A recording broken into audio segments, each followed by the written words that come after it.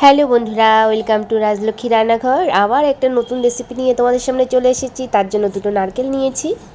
আমি আজকে এই নারকেলের নাড়ুটা চিনি দিয়ে বানাবো। তোমরা চাইলে গুড় দিয়ে বানাতে পারো। আমার চিনি নাড়ুটা খুব পছন্দের, তাই চিনি নাড়ুটা তোমাদের সাথে শেয়ার করলাম। এই নারকেল নাড়ুটা করার জন্য নারকেলটাকে ভালোভাবে পরিষ্কার করে নিতে হবে। আমি দুটো নারকেল নিয়েছি মাঝারি সাইজের।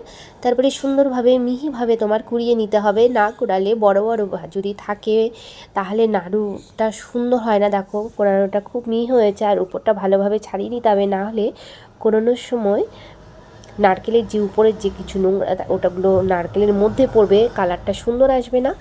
এই দুটো নারকেল নাড়ুর জন্য আমি 1 বাটি চিনি নিয়েছি।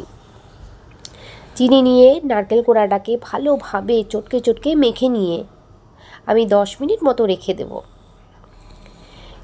মেখে না রেখে দিলে এই অবস্থায় গরম তাওয়াতে দিলে কালারটা অন্যরকম চলে আসে, বাদামি রঙের হয়ে যাবে।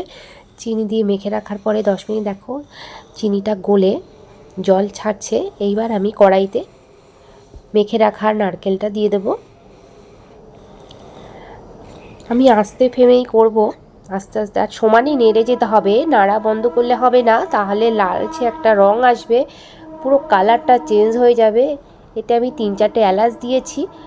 নাড়ুটা আরও একটু সাদা করতে বা পাকটা ভালো আসার জন্য একটু আমি আমুল দুধ ব্যবহার করেছি। আমুল দুধটা তোমরা ঠান্ডা জলে কেউ গুলবে না, উষ্ণ গরম জলে গুলে নেবে। গোলা হয়ে গেছে, আমি এবার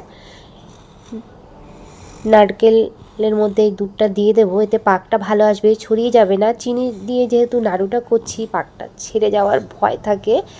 দুধটা দিলে একটু তাড়াতাড়ি করলেই সব মোটামুটি করা যায়, কারণ চিনির নাড়ু করতে গেলে খুব বেশি নারকেল দিয়ে করা যায় না। তার জন্য আমি দুটো নারকেল নিয়েছি, যেন সহজেই করতে পারি।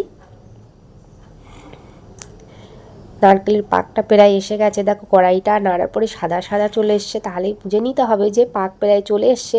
এর থেকে বেশি পাক দিলে ছড়িয়ে যাবে। এই পাকটা তুললে ওপরটা যেমন শক্ত মনে হলেও ভেতরটা সুন্দর নরম, খেতে খুবই ভালো লাগে। একটা বাটিতে জল নিয়ে প্রথমে হাতটা ভিজিয়ে তারপরে নারকেল নাড়ুগুলো একটু বড়ো সাইজের করতে হবে। বড়ো সাইজের করলে দেখতে ভালো লাগে, মনটাও ভরে যায়, খেতে খুবই ভালো লাগে, ছিবড়ে ছিবড়ে লাগবে না। দেখো কত সুন্দর হয়েছে।